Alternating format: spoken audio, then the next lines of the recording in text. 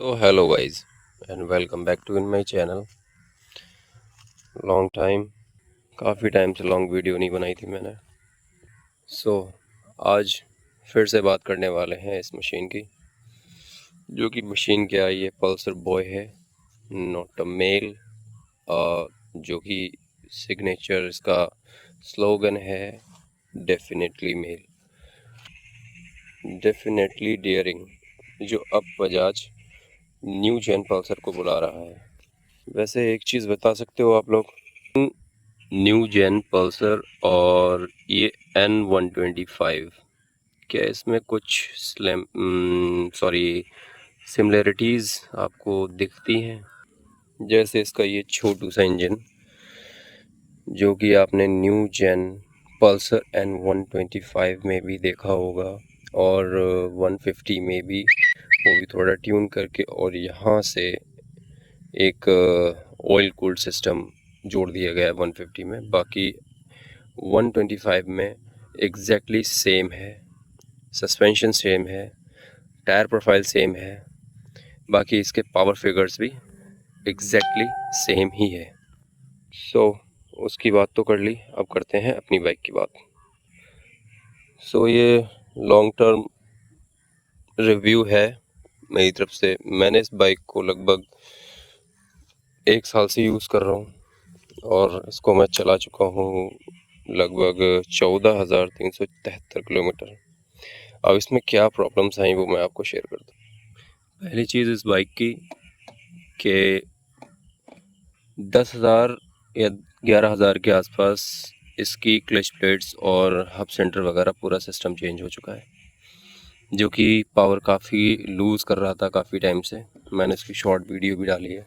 और अगर आप किसी के भी पास पल्सर N125 है, तो आप इसको मार्केट से रिपेयर नहीं करा सकते। एक्चुअली सर्विसिंग की कोई इशू नहीं है, सर्विस आप करा सकते हैं, नो डाउट। मगर सर्विसिंग का ये है सीन कि सर्विसिंग क्या है कि सिर्फ इंजन ऑयल चेंज होना है, उसके बाद में इसमें लिब्रिकेशंस वगैरह या थोड़ी मोटी जांच वगैरह होती है, और ये सेट में। रही बात इसमें मेजर काम की, तो मेजर काम हम नहीं कर सकते, क्योंकि अगर आप के पास में ये गाड़ी है और आप इसकी क्लच प्लेट्स चेंज करवाते हैं, तो आप नहीं करा सकते। क्यों नहीं करा सकते? क्योंकि रीज़न है भाई, वो ये रीज़न है कि इसके जो टूल्स हैं वो मार्केट में अभी भी अवेलेबल नहीं हैं। तो इसका इंजन में भी शायद ही कोई भी मैकेनिक खोल पाएगा। हाँ, वो बात अलग है, हथौड़ी बजवानी है तो बजवा के आप खुलवा सकते हो, बट प्रॉपर टूल से नहीं खुलवा सकते। क्योंकि इसके अंदर क्या होता है, क्लच प्लेट्स वगैरह लगी होती हैं इसमें सिस्टम में, जो हब सेंटर वगैरह होता है इसका, इनर आउटर बोलते हैं। तो उसको खोलने के लिए एक नट लगा हुआ होता है एग्जैक्टली बिल्कुल बीचों बीच, तो उसे पुलर से खोला जाता है, बट उसे आप नहीं खोल सकते क्योंकि उसका पुलर मार्केट में अवेलेबल है ही नहीं। ये सिर्फ शोरूम वाले ही कर सकते हैं। मैं दिखा चुका हूँ, करवा चुका हूँ, इसलिए मुझे पता है और क्या क्या चीज़ दिक्कतें हैं। बाकी कुछ प्रॉब्लम्स मैंने आपको बताई हैं, काफ़ी चीज़ें इसमें अच्छाइयाँ भी हैं, जैसे कि इसका माइलेज। मेरी बाइक मुझे हाईवे पे लगभग 60 का दे देती है, और बाकी लोकल रोड पे आई थिंक 45 या 50 तक आ जाती है, अगर आप ठीक ठाक चलाते हैं तो। दूसरा, अब इसका जो है आवाज़ करने लगा है इसका स्पॉकेट, तो हो सकता है मे बी इसको भी चेंज करवाना पड़ जाए मेरे को, बट ऐसा नहीं है कि अभी चेंज कराना पड़ जाएगा, यह है कि टाइम लग सकता है अभी। सबसे बड़ी दिक्कत क्या होती है, ये जब हम गाड़ी को पीछे करते हैं या किक यूज़ करते हैं तो इन्हें ऊपर करना पड़ता है, और अगर बाइक पीछे करते हैं तो ये हमारे पैरों में अड़ते हैं। अब और बाइक्स में क्या होता है कि इनमें स्प्रिंग्स होते हैं, तो ये ऑटोमेटिकली अप डाउन हो जाते हैं अपने आप, बट इसमें ऐसा नहीं है। और एक चीज़, इसकी सीट,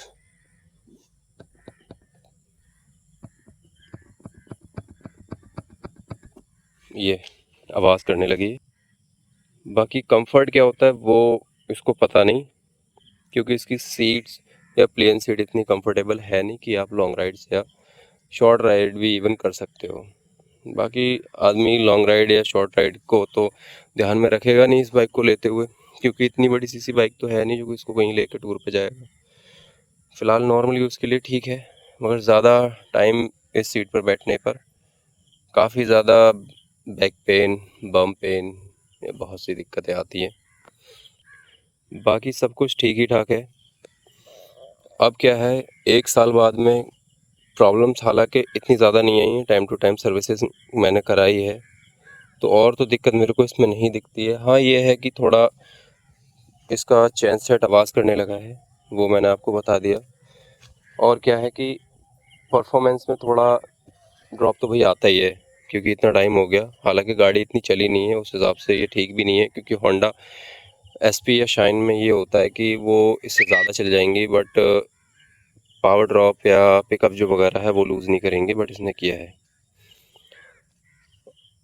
और मैंने आपको बता ही दिया, मैंने क्लच पैड चेंज करा ली हैं, और इसका ये थ्रॉटल वायर भी अब चेंज होने को है, क्लच वायर भी चेंज होने को है, क्योंकि ये चीज़ें थोड़ी हार्ड फील होने लगी हैं। दूसरी चीज़ ये कि इतने टाइम बाद में ये आपका मडगार्ड थोड़ा आवाज़ करेगा, हैंडल टर्न करने पर, या खड़ी है बाइक आपकी तब थोड़ा तो ये आवाज़ करता है, इस तरीके से ये हिलता है, ये देखो। तो ये चीज़ भी है।